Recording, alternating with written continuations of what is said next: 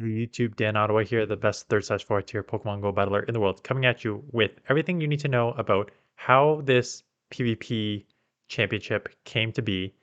So I'm going to throw up a couple things. In a minute, I'm going to throw up the draft and the Pokemon we drafted and my thoughts on the teams. And we're going to go over the groups of the people involved and how who's going to be battling who and what. You're going to see that right now, all the battles are first round is live on the channels. So I will go over how we're going to do all that. But let's start with which I knew was everyone's gonna be questioned. Why isn't this person involved? Why isn't not this person involved, etc. So how did this start? Season 11 was announced, the interlude season. And immediately I thought this channel is going to die because I knew that it was already niche already growth in the GBL world. To have 3 months of a season that does not matter, I knew it would not be good for the channel, and it hasn't been. So as soon as they announced season 11, I messaged uh, Yonkis, Daniel Z, Shrady, Homeslice Henry, Pokedaxi. And I said, guys, like season 11's coming up. Like this is going to look rough. I think we should do some collabs. I'm thinking like a PvP tournament. Like it would be fun to have like 10 to 15 of the best like YouTube PvPers because they do this on Twitch constantly. They do like cross promotion, streaming together, stuff like that on Twitch all the time. Tech community there. It'd be fun to do it here. And Yanko's like, yeah, let's do it. Like we do this on Twitch all the time. Dale C said he's down. Uh, Pokedex is yeah, it's like PvP. It was all, I can help in other ways if you need me to. And then Home Slice and Trady were quiet. And then no one said another word for 2 weeks. And so I'm like, okay. So after 2 weeks, I'm like, are we doing this or what? So Pokedex is like, what do you want me to do? I'm like, can you reach out to like the bigger names and use your connections because they're gonna ignore me, but someone who has 200,000 plus subscribers, they're probably gonna answer you. So like, can you message Sonic? Can you message Kang? Can you message all the other people? I had already reached out to Oxford U, and he declined. Dax reached out to those people who I mentioned, Sonic, Kang, um, a couple others. I can't remember off the top of my head, but like a lot of the big names that you would expect to play in this tournament, and they all said either I'm pretty sure all of them did respond and said no, mixture of time commitment, stuff like that. And then Home Slice says he had time commitment, so he was out as well. So then we were essentially left with me. So at that time, Tho came in. So it was me and Purple Kyogre came in as well. So it was like the 7 of us, and we're like, okay, we need a few more people. And then he's like, I can reach out to the people I just did the collabs with on the PvP channel. So R2 and Coops. So we're like, yeah, sure, bring them in. And someone reached out to Count. So that's how the team came to be. So did we ask all those big YouTubers to come do this? Yes. The majority of them said no. Does mean that maybe if they see this tournament and they see how the cross collaboration and it's going, maybe they'll do another tournament. We could do like another thing. So that is how the tournament began to be. So I am involved with many Pogo Raids tournaments where they are draft tournaments. So for those of you who don't know what draft tournaments are basically you have an order of picking, and once you pick a Pokemon, that Pokemon cannot be used on any other team. So if you have ever played like fantasy sports, um, you pick a Pokemon. How it's going to work is like you randomize the order for like who gets to pick first, second to 10th here, and then the first person. We did a ban round, which I'm going to go over the entire draft here. I might as well just bring it up. So we we drafted randomly. So Casual Coops had the first pick, R2 had the second, all the way to Tho had the 10th. And then after the first round, so it goes Skarmory. So first round, you start with Casual Coops and it goes to Tho. Second round, you start with Tho and it goes back to Casual Coops. So it's a snake draft, it's called. So you snake it around. And we did 8 instead of the normal 6 and stuff just because we thought like, hey, if you go lower, it may be more fun. You get more spice picks. So in the first round, Casual banded Swampert, and then so Swampert, Medicham, Bastiodon, Azu, Walrein, Registeel, Lickitung, Sableye, Galarian Stunfisk, Altaria. So those are all the Pokemon that no one is allowed to use. You're not allowed to draft that Pokemon on your team.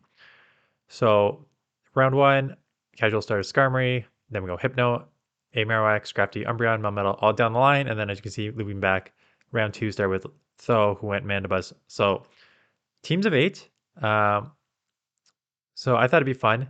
So Daniel Z is the one who did the trailer for this, which I kind of like volunteered him to a certain extent because I knew he was amazing at this stuff, and the trailer was hype.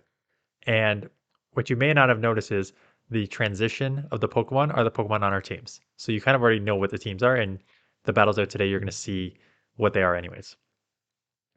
So Casual had Skarmory, Venusaur, Poliwrath, Toxicroak, Abomasnow, Cherrim, Zapdos, and Mawa. I forget how you pronounce that. So someone in the comments mentioned in Pokedexes is like, it looks like they have 4 meta Pokemon and then 4 sort of spice Pokemon. And it's not on purpose. It's just kind of like how it works in terms of this draft, right? Because you're going to have 10 banned. So then after 4 rounds, you're going to have 20, 30, 40, 50 Pokemon gone. So by the time you get to round 8, you're already in like the 90th ranked anyways, right? And so you're rounding out your team. So the first thing I noticed directly is like Skarmory, Venusaur, Abomasnow, Cherrim are all weak to fire, right? So that's going to cause them problems. But you have like pretty wide coverage. You have like flying, you have grass, you have water, you have fighter, you have electric, you have fire with the Mawa. So like nice coverage there that you should be able to cover most of the teams.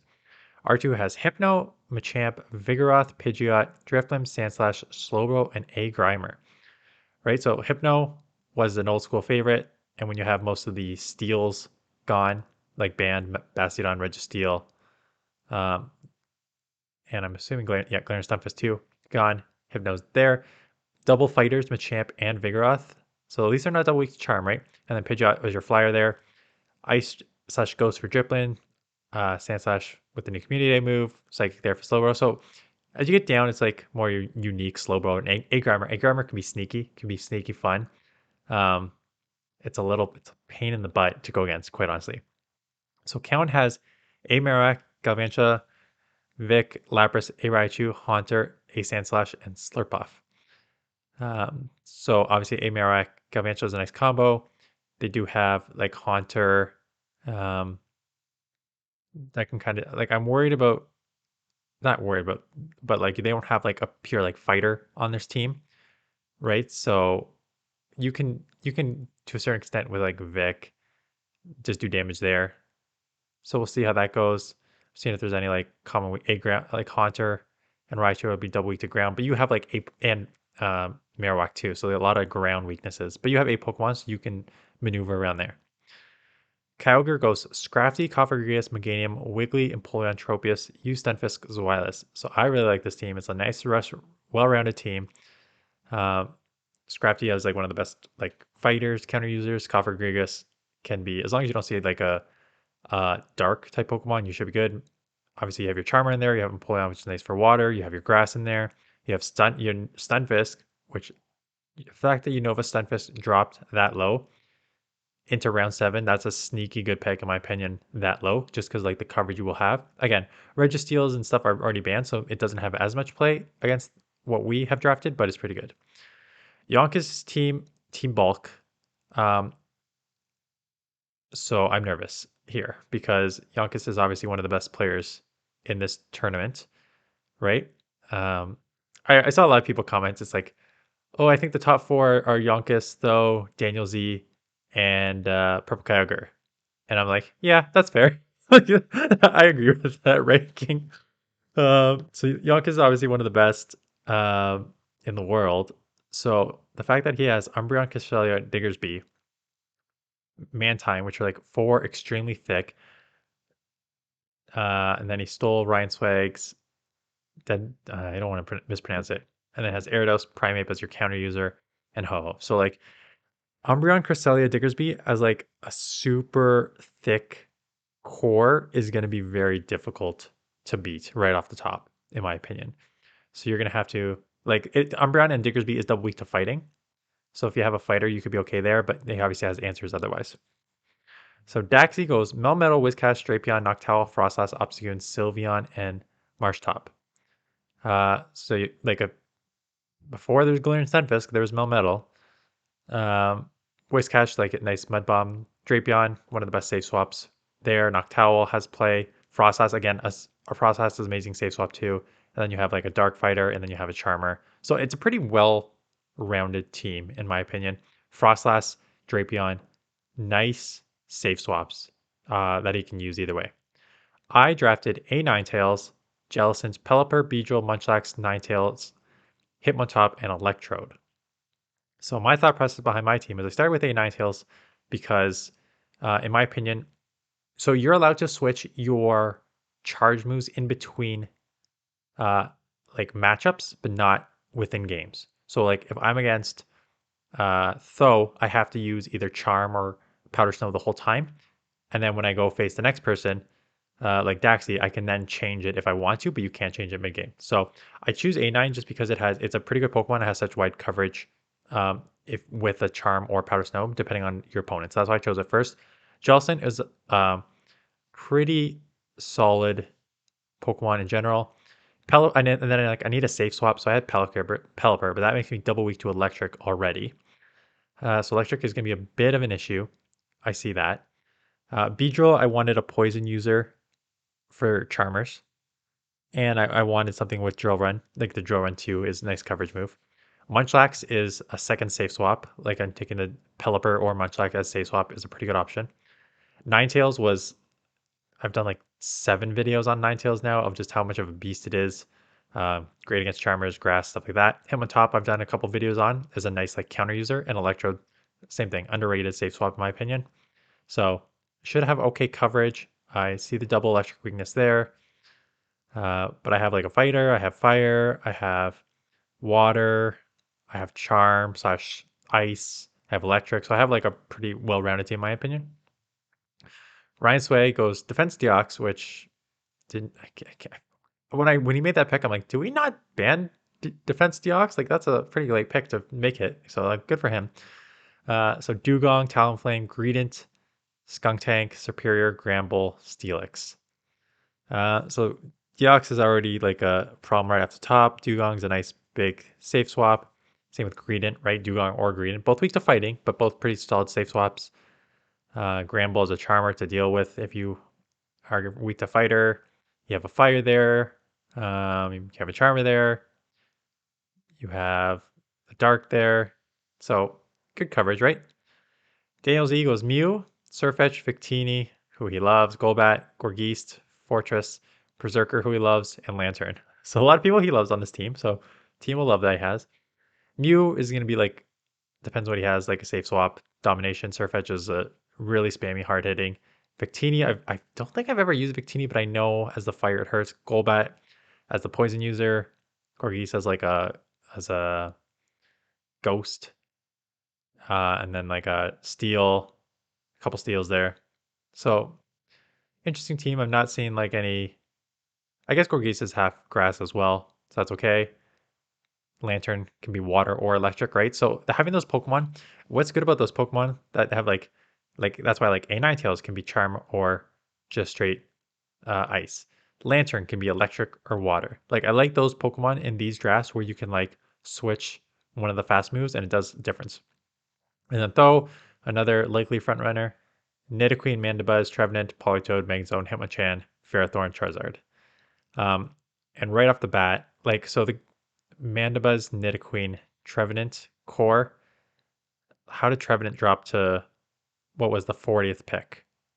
I think I remember that draft too because we're all like, he picked Trevenant in the 40th spot, and then there was straight trying to. As soon as he were like, wow, how did Trevenant drop to the 40th spot? And then as soon as he picked Trevenant, we all went like counter. So like Golbat, Greedent, um, Beedrill, and to a certain extent, Noctowl. Like we all just immediately tried to counter Trevenant on the team. So that was kind of just like that round was specifically built to like counter Tho's pick, which is pretty funny. But like Politoed super spammy, Trevenant obviously one of the strongest, Mandoba super thick, Nidoqueen is one of the best too. So like super strong core fighter down there. Plus you have like grass fire in the back. So initially we wanted to do, so these are the teams. So now what? Initially we wanted to do when we first started, like when it was just the five of us first discussing, we wanted to have everyone face everyone. Uh, but then it took weeks and weeks to get this going. Like I've been talking about this for weeks and we're already on week 5. Yeah, coming into week 6 of GBL and we're just doing the first week of battles because it just took us such a long time to come up. So we're already on week 6 of GBL and there's only 13. So to do like 9 battles plus the semis plus the finals, it was too much.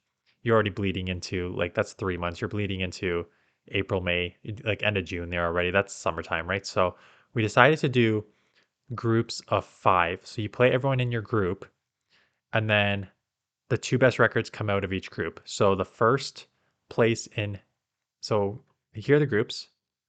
The groups are Swagtip, Yonkis, Count, Coops, and Daniel Z. And the second is Purple Cowgirl, Tho, R2, me, and Daxi.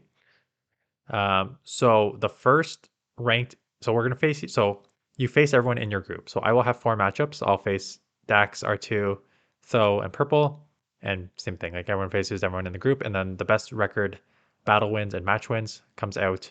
So first, first in Group A will play second in Group B, and vice versa. Like first in Group B will play second in Group A, right? So a lot of people, like let's just be honest, Yonkis and Tho are like the 2 heavy favorites here. So theoretically, if Yonkis and Tho finish first in each group, they would face the second in the other group. So they theoretically could face off in the finals.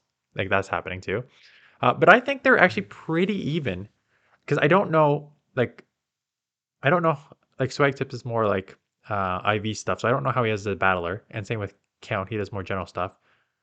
So Coops is like Battle Daxi, so I can only get it from that. But Daniel Z obviously like a strong competitor there. And here, like I got a tough one because I got Purple Cowgirl, who's a great battler, like leaderboard multiple times last couple seasons, though one of the best. R2 I don't know, but like he's made legend before as well. And then Dax, um, who is he's beat me before. Not the last 6 matches we faced, but 6 battles we've done. But he's beaten me before, so we'll see. And anything can happen, right? Because you have a team of 8 here, so it's the matches are best of 5. We play them out because it may affect like wins in the ending. So it's basically first to 3 wins the match. And with like 8 Pokemon on your team, it allows for some like alignment. Like why you didn't want to do like just 3 because most matches in Sylph and everything are just like a game of 3. But I find just like game of 3 is like you could just get hard counter twice unlucky and then just lose. So at least 5 gives you some wiggle room. And then we did team of 8 to give you more options as opposed to like in pick sixes, it's kind of like okay, these 2 Pokemon are useless, so I can only go with these 4. So it's got to be some combo of these 4, and my opponent knows that, so they're going to come in with these 4 Pokemon. Um, so it kind of just limits right away. But like with 8, you have some options. So looking forward to it. The battles will be on right. So this week, I figured who's playing. I think Purple and Tho I think are playing this week, and Swag and Yonkis are playing because they've already. I had to delete the because they've already played when I'm filming this, so I had to delete their scores just to show the groups. So the intent of this is a lot of promotion. You will go to one of their channels and watch their side of the battles, and then they will say, "Go check out my opponents on their channel." So it's really to try and get cross promotion, get people interested. So please subscribe to these people. Um, and yeah, it should be fun. I'm excited to play some of these guys. Hope to make the semis, but again, tough group stages. So we'll see how it goes. Um, Hope you guys enjoy this and the explanation and everything. And yeah, let's see how this goes. So thanks for watching, and I will see you guys in the next one.